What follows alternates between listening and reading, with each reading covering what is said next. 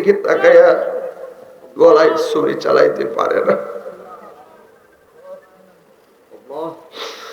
পৃথিবীর কোনো বাবা সহ্য করবে না, পৃথিবীর কোনো মা সহ্য করবে না। একটা কথা বলি, বাবা আমার জবাই করার পরে বডির মধ্যে যে রক্ত পড়বে, রক্ত মাখা জামাটা আমার আম্মার কাছে নিয়ে দিবেন, যায়া বলবেন নেকড়ে বাঘ আমারে খাইয়া ফেলাইছে। এই রক্ত মাখা জামাটা দেখলে আমার মা একটু সান্ত্বনা পাবে। তবে একটা কথা বলি, আমাকে জবাই করার সময় আমার হাতের মধ্যে আপনি বান দিবেন, চোখের মধ্যে আপনি বান দিবেন। পৃথিবীর কোন বাবা চেহারার দিকে তাকায় গলায় ছুরি চালাইতে পারে না। আমার চোখ দুইটা বান্ধা দেন, আমার হাত পা লড়াচড়া করতে পারে। লড়াচড়া করলে আপনি আল্লাহর সন্তুষ্টি করতে যায় ব্যাঘাত ঘটলে আল্লাহ পাক বেজার হয়ে যাইতে পারে।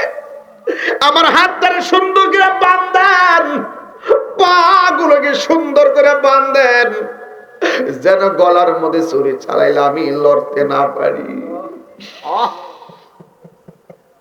বাবা মুখের চোখের মধ্যে বান দিছে, হাতের মধ্যে বান দিছি, পায়ের মধ্যে বান দিছে, দিয়া সন্তানটারে জমিনে শোয়াইব।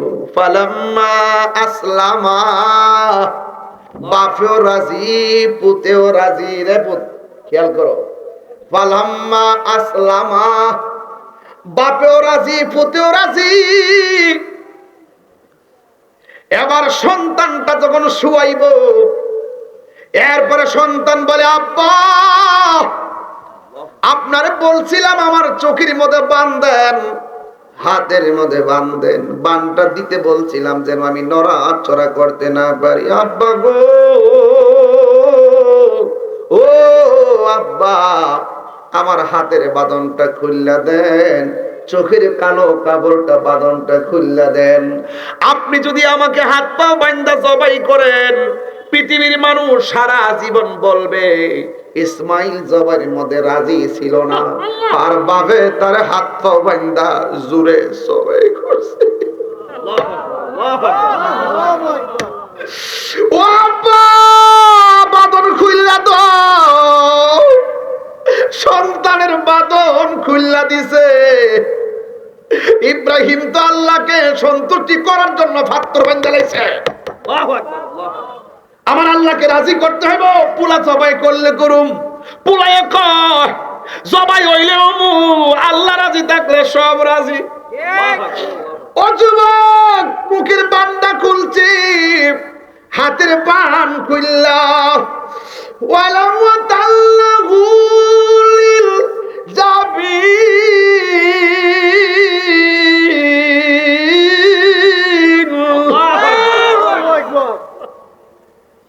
সন্তানটার বাবা কাজ করাইয়া মাটিতে শোয়াইয়া দিছে। ফালাম্মা আসলামা ওয়া তাল্লাহু লিল জাবিন। আসলামু আসলামা, বাপেও রাজি পুতেও রাজি, সন্তানটারে কাজ কিনা মাটিতে শোয়াইয়া দিছে রে বাবা।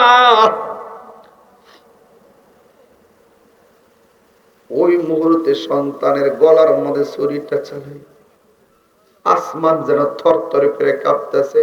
কেমন পৃথিবী, পরীক্ষার জায়গা, সন্তানের গলায় বাপের ছুরি।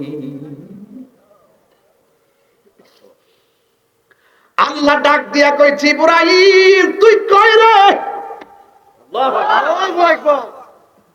জান্নাতের ভিতরে যাইয়া দুম্বা ডান।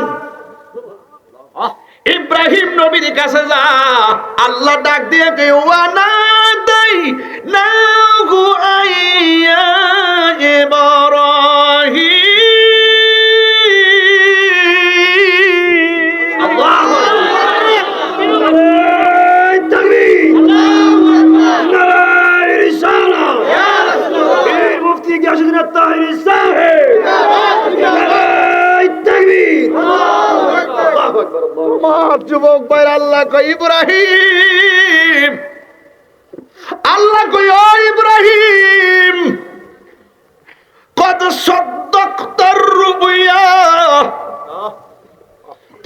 স্বপ্ন বাস্তব সত্য, ইন্না কাযালিকা নাজজিল মুহসিনিন।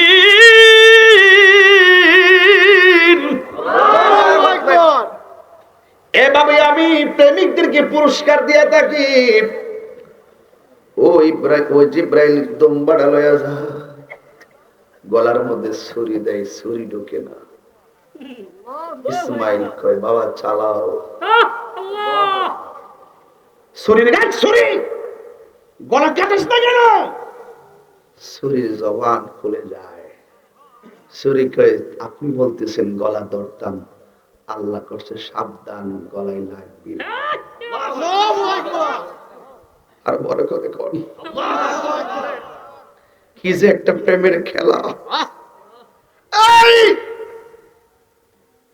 যে গলায় ছুরি চলে না, হঠাৎ করে দুম্বা আসার সময় জিব্রাইল আল্লাহু আকবার, আল্লাহু আকবার।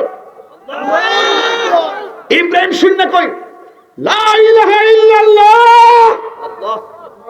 ছুরির নিচে থাইকা ইসমাইল কে আল্লাহু আকবার, আল্লাহু আকবার, ওয়ালিল্লাহিল হামদ, আল্লাহু আকবার, আল্লাহু আকবার। এই ডাকটা কুরবানিতে আছে না নাই?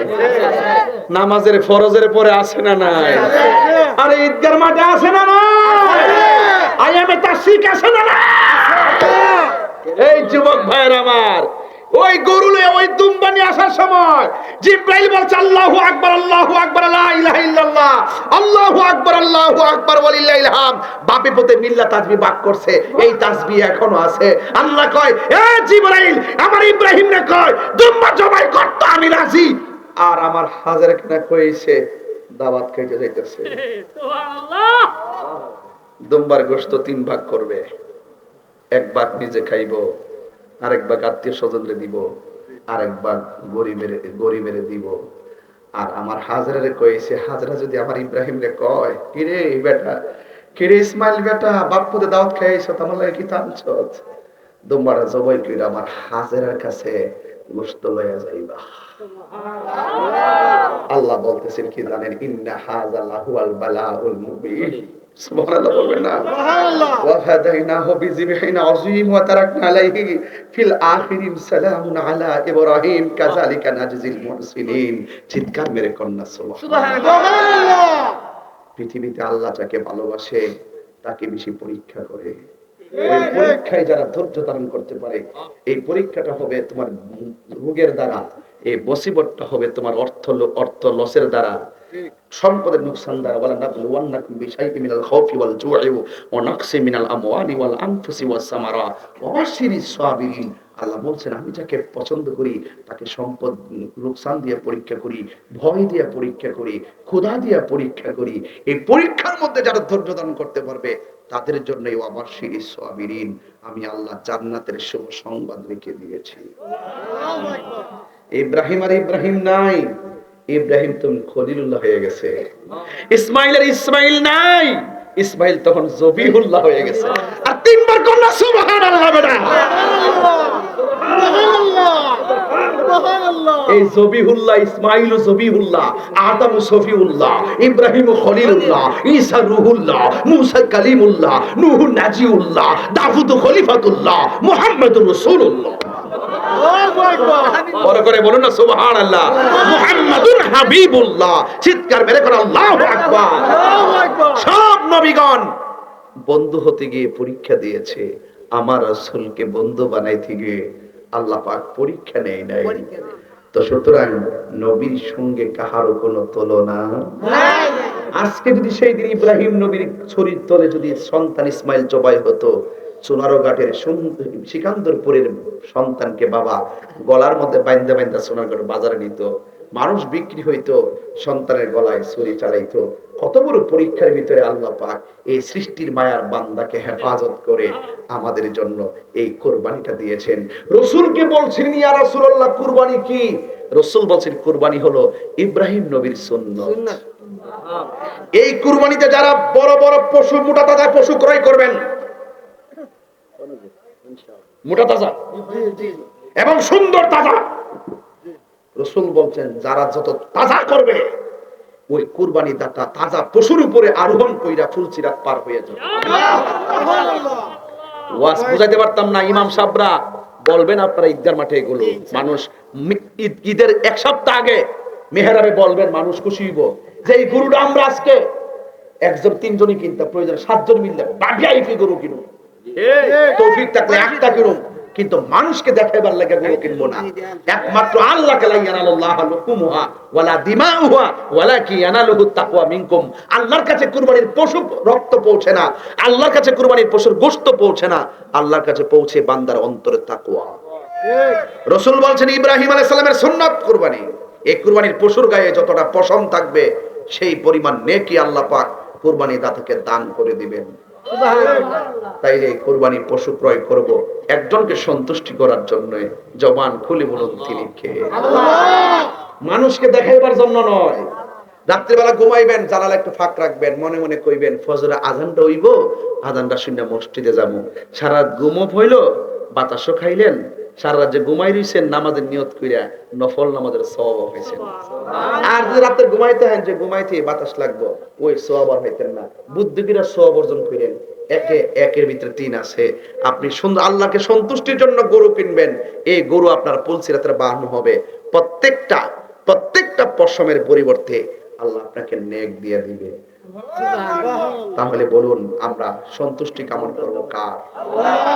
তাইলে বন্টন তো বলে গেছি, বন্টনটা বলছি। বাবা, আমাদের দেশে দেখা যায় কুরবানির আগে প্রথম রানটা নামায় রান্নায় বসাই দে। আরে ভাই, আপনার গোশতের রানটা আপনার পাশের বাড়ির গরিবের নাকে লাগবার আগে তার ঘরের মধ্যে আগে গোশতটা পাঠান। আপনারা কিছু হাড্ডি হুড্ডি করে দরজা রাখিয়া দেন, দমক মারেন, দিয়া বিদায় করেন। কে লাগিয়া? বাইরে সারা জীবন তো খাইছেন, ওই সময় হয়তো 1 বেলায় খান বা 2 বেলা খান, রাখেন না। তাড়াতাড়ি বন্টন করে দিবেন, গরিবের ঘরে পাঠাবেন, দমক দিবেন না। কথা কোন ঠিক না বেঠিক? হাড্ডি হুড্ডি দিয়ে বিদায় করবেন না। যত দিবেন তত সওয়াব পাইবেন। আল্লাহ